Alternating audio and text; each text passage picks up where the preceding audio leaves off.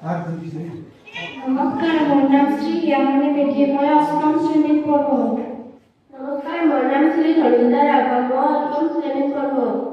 নমস্কাৰ, মোৰ নাম শ্ৰী উদান, মই অষ্টম শ্ৰেণীত পঢ়োঁ।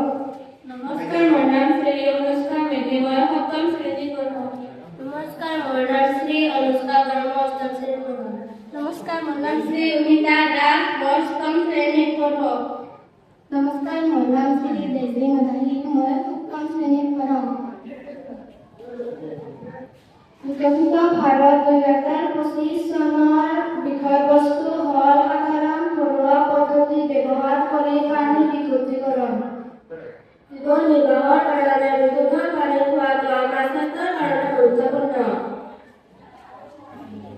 সেয়েহে সহজ আৰু ঘৰুৱা পদ্ধতি ব্যৱহাৰ কৰি পানী বিশুদ্ধীকৰণৰ এটি আমি প্ৰস্তুত কৰি উঠাইছোঁ।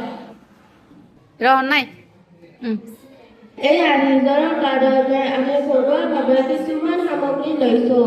সেইবোৰ হ'ল ডাঙৰ শিল, বালি, সৰু শিল, এঙাৰ আৰু কপা আৰু এটা বটল। তাৰ পিছত বটল দুটাৰ আধা অংশ কাটি এনেদৰে সজাই লৈছোঁ। এতিয়া ওপৰৰ বটলটোত ডাঙৰ শিল, বালি, সৰু শিল, এঙাৰ আৰু কপা তৰপে সজাই লোৱা হ'ল।